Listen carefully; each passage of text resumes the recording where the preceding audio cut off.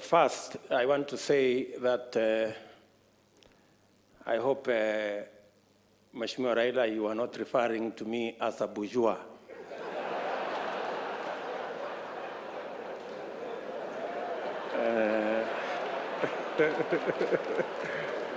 But I want to agree with you. I want to agree with you that we have a mischievous media sometimes, not all the times. On a day as important as this, when you have a headline saying Raila Odinga says he's going to run in 2022, they are trying to reduce this occasion to a matter of 2022, but we have all agreed that it is not.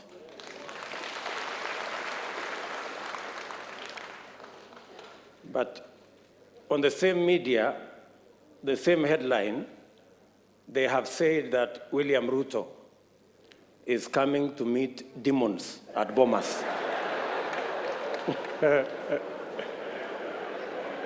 Now, I am asking myself whether there are any demons in Bomas. Or better still, maybe I can ask them, Olisikia wapi, that there are demons in Bomas. But having said that, Your Excellency, this is a very important moment in our history. Important because you have persuaded us that the making of a constitution is always work in progress, and that we must strive progressively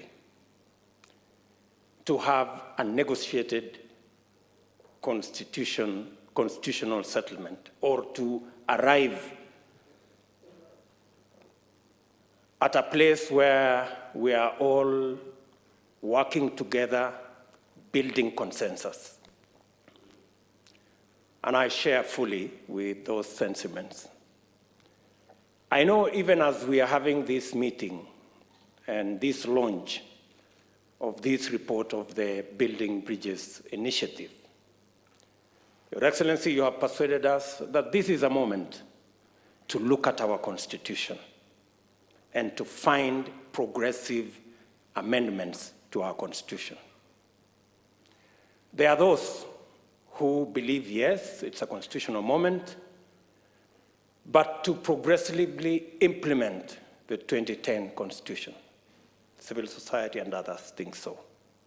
There are those who believe that maybe this is a moment to discuss the ravages of COVID and the reality of our economic status, especially the majority, 40% odd people of our country who live below the poverty line, and the 16 million or so young people who are unemployed. All this, Your Excellency, as you have said, and as the former Prime Minister has said here, this is a process where we can bring all our views together and listen to one another. And no idea is more superior or less superior to the other.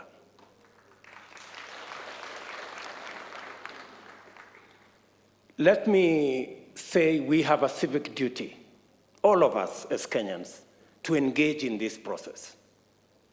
We do not have the luxury to say, I don't care. We do not have the luxury to walk away.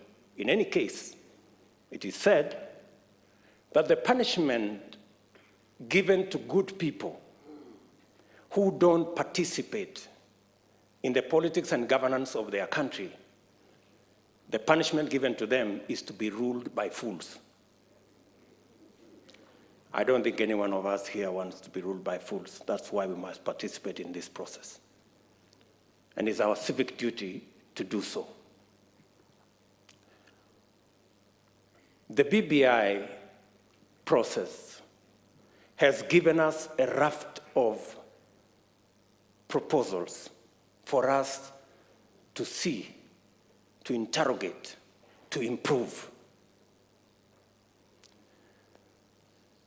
You did tell us, Your Excellency, that we're all free to improve on this process. And the many proposals that have been put, especially that were outlined here by Adam Solo on administrative issues, on legislative issues, I believe that since we have a forum where in Parliament and in government, where we can discuss the policy, the administrative, and the legal issues in Parliament, that can be interrogated in that process. Many of those issues that are administrative and that are legislative are issues mainly to do with our youth, mainly to do with how to do business, how to grow our economy. And Your Excellency, I want to say that these are very important issues. And in any case, I would add that from that list, especially on matters to do with young people, how we can assist them with Higher Education Loans Board and give them a moratorium, how they can start business, it must not be lost on us that the real problem, the real problem is that these young people are jobless. That is the real cause of all this. And that is the discussion we must have. That is the discussion we must have. Having said that, Your Excellency, there are, in my opinion, gaps. The single most important sector that drives our economy, contributing 25% directly to our GDP, and through manufacturing another 24%, and which employs almost 65% of all people in Kenya, is the agricultural sector. I dare say, Your Excellency, that this is an area that, again, we must find a mechanism of having a conversation, especially the farming community, and matters to do with productivity, matters to do with proposals that were made on guaranteed minimum returns for our farmers, our wheat farmers, our sugarcane farmers, our coffee farmers, our tea farmers, our dairy sector, the pastoralist corner. Your Excellency, it is my humble submission that that is an area that we can improve this document on.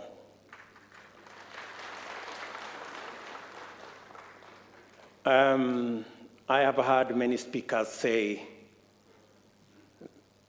they have finished reading and we should move on.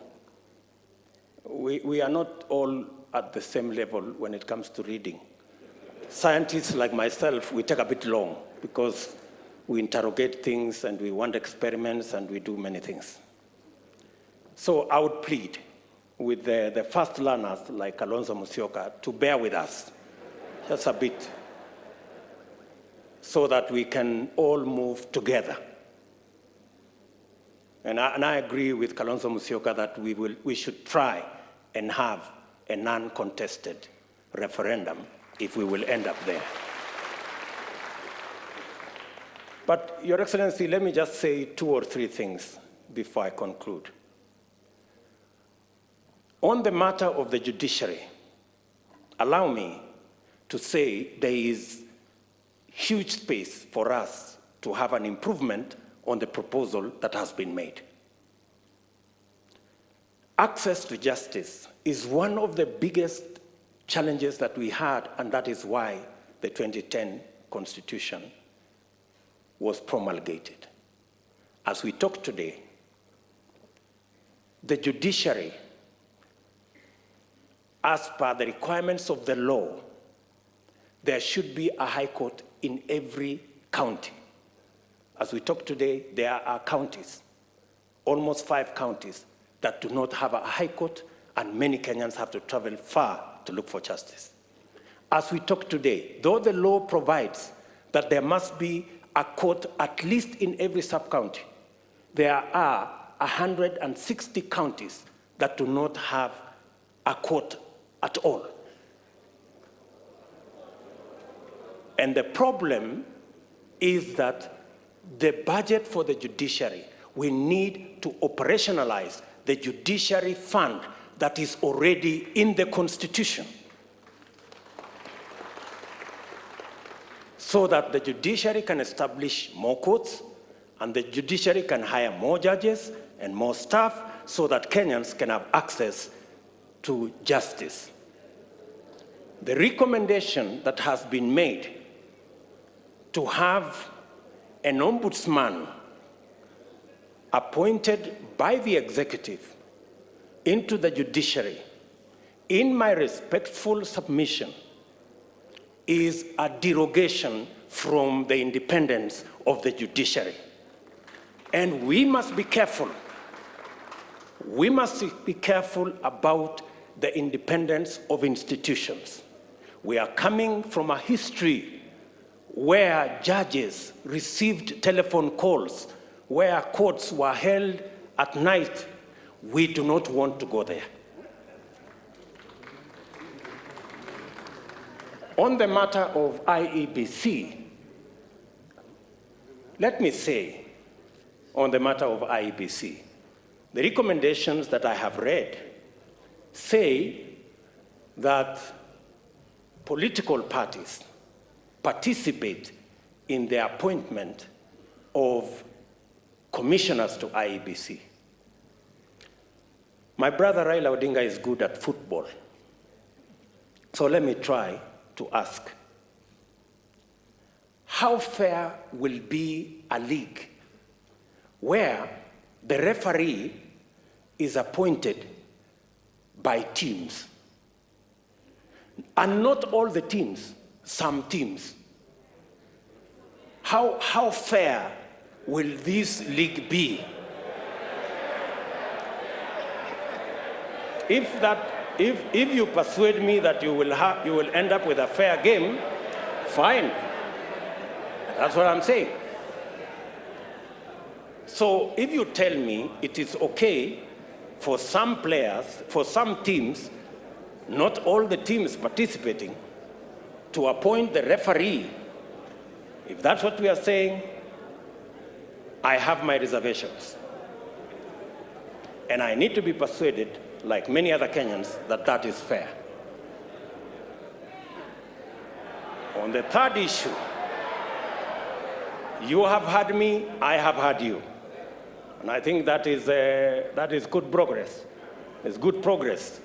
You've heard me, and I have heard you. You think it's fair? I have a different opinion. Maybe we will find a meeting ground somewhere. The third issue, the third issue, Your Excellency, is the independence of our police force. The 2010 Constitution was very clear that the police must act independently of any politicians, whether they are in government or in the opposition. To recommend that we will have a police council chaired by a CS is actually a derogation from the independence of the police. And I want to ask you, we must be careful on where we are going. Today, you may have the latitude to do what you think will be right as per you. Tomorrow, the shoe will be on the other leg.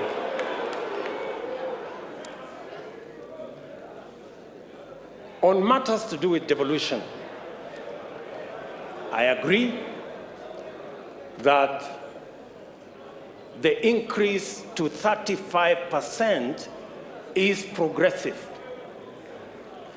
and that we must devolve more resources to counties. But accompanying the increase of resources to 35%, we must also ensure that the Senate has the necessary constitutional power to ensure that those resources are available and they are used properly. To recommend that the Senate cannot continue to have the constitutional mandate to discuss the division of revenue is actually a downgrade of the Senate. In my respectful submission, with additional resources and with some members of parliament now being members of the executive because of the appointment of some members of parliament as members of the executive. In fact, the recommendation should not be a downgrade of the Senate, it should be an upgrade of the Senate to the upper house. And in any case, so that I conclude, in any case, we are now saying women and the participation of women in our governance doesn't make us weaker, it makes us stronger. It doesn't make us lesser, it makes us greater. If we are saying in the proposal that women now go to the Senate, and you are saying that when women go to the Senate, they are going to a Senate which has been downgraded, which has no responsibility on matters of resource allocation. Are you enhancing the participation of women, or are you downgrading the participation of women? I mean, we are having a frank and honest conversation, good people, and it's good for us to listen to one another. So if we are saying women who today are sitting in the National Assembly, where resources are being discussed, if we take them from the forum where resources are being discussed and take them to a downgraded Senate, we are making the participation of women nominal. The participation of women should be substantive, in my respectful submission. And finally, Your Excellency, I know my brother Bishop Oginde has said there are hustlers here and they should stop the hustling, and there are the reggae people and they should stop the reggae. I don't know about the reggae, maybe I can talk about the hustlers. But let me say the following. The real elephant in this whole conversation is what was identified as the winner-take-all and the inclusivity question. Now, Professor Adam Solo, I have confessed I'm a scientist and I'm a bit slow. I want you to explain to me in this proposal.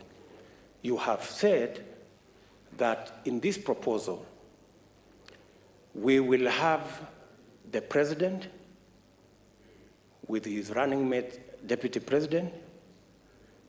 They will win, or we have candidates, they will win an election, and then the president will appoint the prime minister and the two deputies from the winning coalition.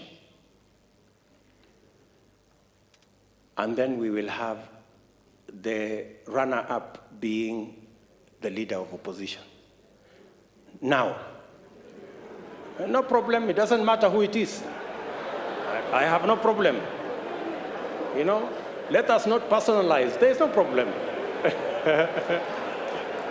Now, the question I am asking myself, have we sorted out the winner-take-all question? Oh, is that so? So, the president, from his side, Like, for example, here, President Uhuru Kenyatta, I am here, Kimunya is the Prime Minister, because he's the leader of majority. We have Jimmy Angwenyi, who is our deputy, as a deputy Prime Minister, and maybe Maoka Maore as one of the deputies. So, what happens to the whole NASA brigade, together with Musalia and all these other people? I mean, and I am not saying anything. I'm just saying, I want to be persuaded. And forgive me if I am slow. Forgive me. There are so many Kenyans who are in my category. Are we together? Finally, on this inclusivity question, it is my humble submission that as we discuss inclusivity around us, the leaders, we must have a candid, open discussion on inclusivity about the millions of Kenyans locked out by poverty and unemployment. We must discuss how they are going to be part of the Kenyan society. That discussion we must have. And I want to thank the young man, very good, and the bright, intelligent young man from Kitale, because he said that we should not bring 16th century technology. And I am sure he was referring to the wheelbarrow. And possibly he was referring to me and this wheelbarrow. Sindio? Good. Now, the question I want to ask us, how come in the 21st century, a 16th century tool called the wheelbarrow, millions of citizens in the 21st century are still dependent on the wheelbarrow and mokokoteni? That is the discussion we need to have. Yes. That is the discussion we need to have. And that discussion is a discussion that involves millions of Kenyans. Millions of Kenyans. Let me then say, as I conclude, that the Honorable Kalonzo Musyoka, I am finishing. You know, I speak for millions of hustlers, so just give me a minute. Thank you. Thank you very much. Thank you very much. Thank you very much. So, Bishop Oginde said that the hustlers must stop the hustling. I have heard leaders here say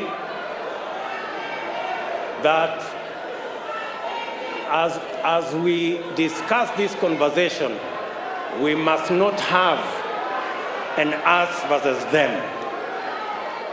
I have also heard leaders here say we must never have a conversation and a contest about the poor and the rich. We must never go there. And I believe we must never go there. But I want to remind you, good people, Abraham Lincoln, the 17th President of the United States of America, said, "Things may come to those who wait, but only things left by those who hustle." That is Abraham Lincoln. He was never talking about the rich and the poor. He was talking about the people who wake up early, the people who sleep late, the people who work hard, and that is the society we need to build.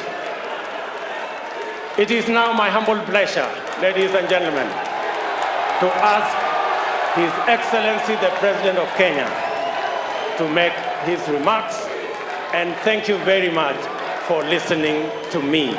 Asanteni sana.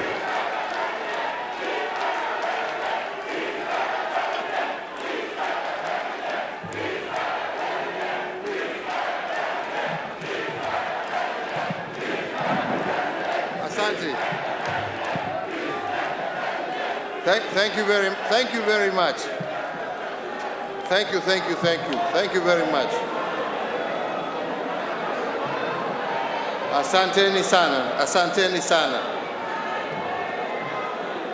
Asante sana.